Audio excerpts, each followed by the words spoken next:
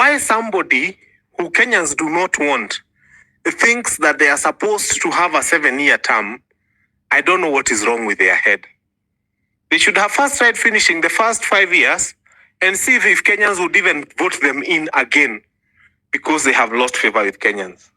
Telling you, my dear friends, that I didn't join the Gen Z on riot, but this time, if they attempt to pass that bill, I'm telling you, if they attempt to pass that bill, I'm ready to die. There is a UDA member here. He is tending to say that the government is doing a good job. Government is doing nothing. Nothing, totally nothing. One of the questions that I wanted to ask the people on the space and also our guests is this the right time to be discussing bills of extension of terms or deduction of terms, considering everything that is happening in the country? In just 1 week, we have had the impeachment of the deputy president. There's a raging increase of femicide cases and nobody's doing anything about it. The SHIF, the housing levy, there are so many things going on. Is this the right time to be discussing about extension or deduction of terms of presidency? First and foremost, we are not talking of the Constitution of Kenya Amendment Bill 2024. It is supposed to be called the Constitution of Kenya Mutilation Bill 2024. It is a mutilation bill. We've had a good constitution that's been working for this country, a very progressive constitution. Why somebody who Kenyans do not want thinks that they are supposed to have a 7-year term, I don't know what is wrong with their head. They should have first tried finishing the first 5 years and see if Kenyans would even vote them in again, because they have lost favor with Kenyans. People come and tell you obnoxious things like the price of fuel has gone down. The people on this panel are very intelligent people. And they will tell you that if you look at January 2023 to October 2023, and then the same period, January 2024 to October 2024, our fuel consumption in the year 2024 has gone down significantly. Yet the number of cars on the roads, the newer ones, have increased. Because Kenyans are now averse to using their cars during the week. They use them sometimes over the weekend. Secondly, when you look at the global prices, the rate at which they have fallen, compared to the rate at which our prices have been reduced here, then you will know that we have a horrendous people in power who don't care about us. I have always told you, Kibaki never spent any energy telling us what he's doing, because we all saw what he was doing. It was clear, it was measurable, it was visible, Kenyans could relate. When you find yourself with an administration that has to keep telling Kenyans what they are doing every day on vehicle tops, and they're never in office, they are always on the campaign mode, then you know things are wrong. I have seen pastors saying they no longer associate with this government.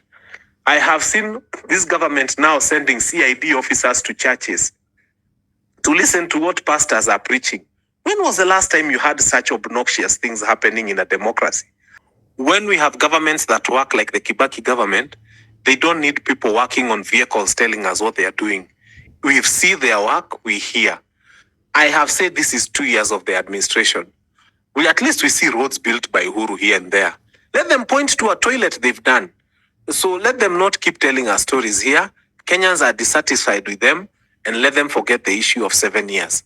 If they are looking for chaos and anarchy, let me tell you, that's the last thing I want to say at this particular point in time. You know, for this thing to go through fast, the MCAs have to pass it. And then it will go to the National Assembly and Senate. Already MCAs are being warned by Kenyans, and they are being told, most of them live in their wards. You pass it, then you don't come back home because Kenyans will salimia you. So I don't know who will have the courage to go and pass that thing.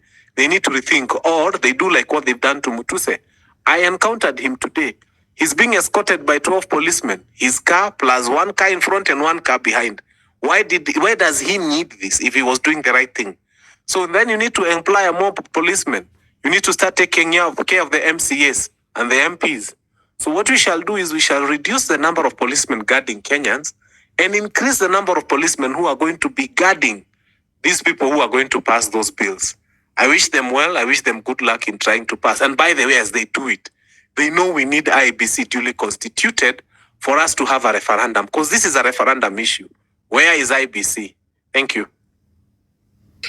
Thank you so much for your opinion, Fanya Mambo. Mau, your hand has been up for a minute. I'd like you to answer. Some people may argue that after an election, as a government or as a country, we take so much time to come back from the politicking. Like, for instance, right now we are still politicking. Nothing is happening, and it's been 2 years. So people are arguing that yes, in this 7 years, hizo miaka mbili za kwanza wamalize politics, and then the rest 5 they continue with, working and setting policies. Do you think this is the right way to go, Mau, since your hand has been up for a minute? Thank you for the opportunity. I would like to say, bring it, baby, bring it, because this is what we are waiting for. If they want to spur a revolution, is by them bringing some of these nonsensical bills that they are trying to bring to Kenyans. There is no way you can tell us that Kenyans are almost dying because of the extreme that this government has brought them so far in the 2 years that they have been in government. And then somebody obnoxiously thinks of extending their term instead of bringing a motion to reduce the number of years this president is going to be in position. You cannot. I've just listened to one of the UDA, I don't know, chair. He has nothing to say other than to praise this government. You cannot tell me that we are going to the right direction when abductions are taking place. Is that the right direction that you're telling me, that you can abduct an elected MCA who is then met, dumped somewhere in a lake or a dam? Is that what you're telling us? This is a government that doesn't know what's doing. Just like Fanya Mabu has just said, rightly, is that there is no way you need to praise yourself by telling us what you're doing. Let Kenyans tell you that you're doing, or you are doing them good. All what Kenyans are saying is that this government has nothing to show. They are just walking up and down, on top of themselves, on a campaign trail 3 years before election. Yet we elected them for them to perform. This is a government that is helping to mislead Kenyans. This is a government that, instead of hiring people to take us to the right direction, is hiring people to take us back to the era that we wanted ourselves to get out of. The era of Moi, where abduction, killing, extrajudicial, what kind of nonsense are we? Can we come here and discuss that the government is taking us in the right direction? You can see that the prices of fuel are drastically going down in the world, yet in our nation, they raised it and then purport to reduce it for us Kenyans to praise them. We cannot praise them for something that you already know it was something engineered from within. It is nonsense. We have seen the bravado with which they are addressing Kenyans. We have seen them, purporting that they have control of Kenyans. Haven't you seen the way the National Assembly is addressing Kenyans? Haven't you seen how the Senate is addressing Kenyans with a lot of disrespect? So let me add at that point with a lot of bitterness when I hear somebody praising a government whom we know they have not even an iota of any achievement that they can be able to pinpoint and say that this is what we have done. This nonsense of housing, they have encroached our payslip. Yet they pretend that they are creating job where people are being paid, workers are being paid 400. 400. How can you, 400, what can you buy with 400? A whole day. And then you purport that you're creating job. We are very bitter as Kenyan. Sorry for my comment. And what wonders me is that the leaders we are having in this country is somehow they have confused on their job. Because when I look on my TikTok, you can see just members of parliament joking with beers. They're just drinking beers. They don't want to work. They are just doing silly things in this country. When you look at the constitution of this country, it's very clear that there are chapters which you cannot amend in any National Assembly or Senate. Those chapters must be amended through the referendum. So I wonder if these people are just looking at us, we are just silly in the ground, and so that they will just want to do whatever they want in this country. I'm telling you, my dear friends, that I didn't join the Gen Z on riot, but this time, if they attempt to pass that bill, I'm telling you, if they attempt to pass that bill, I'm ready to die. There is a UDA member here. He is tending to say that the government is doing a good job. Government is doing nothing. Nothing, totally nothing.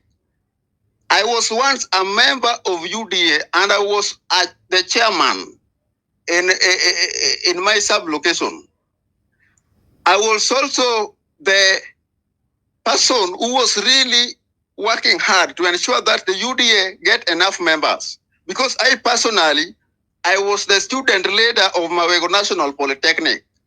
So I am telling you, my friends, reject that bill. Reject that bill.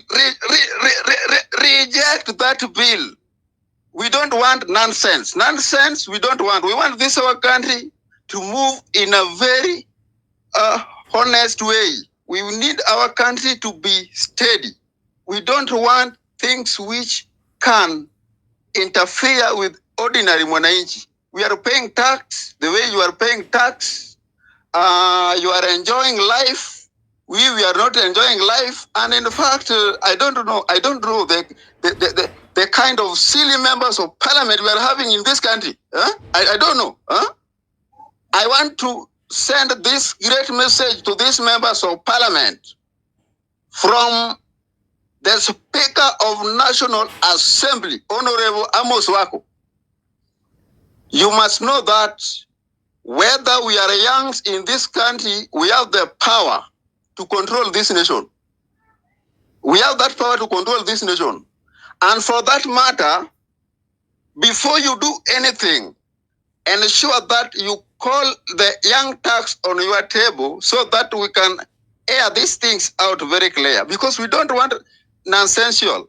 I don't want to mention some members of parliament because they're really silly people. They're really silly people. So, Madam Host, yes, I want to tell you this. Send this message to these members of parliament that we don't want that bill. We don't want it to be in the law.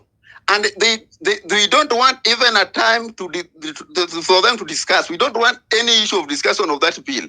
We have our things which are really disturbing our mind. We want to know how families can get food.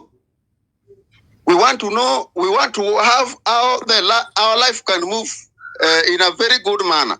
So nonsense hatutaki, upumbafu hatutaki. Tunataka Kenya ambayo Kibaki aliweka kwa njia mzuri, Kenya ambayo haitaki matata. Kibaki amepeleka vijana siku hizi, unaona hata wakitembea, at least unaona huyu kijana hata kama hana kitu anaweza reason mahali. Maana Kibaki alileta masomo mazuri sana. Teknolojia ikaenda mbele sana. Sasa nyinyi watu wa media inafaa mnachangamuka na watu ambao wako na akili. Watu ambao wako na akili ambao wanaweza saidia hii wa Kenya, sio wale wanapewa shilingi 2 na wanafanya nonsense. Tumechoka na hizo ujinga. Asante sana madam. Thank you so much.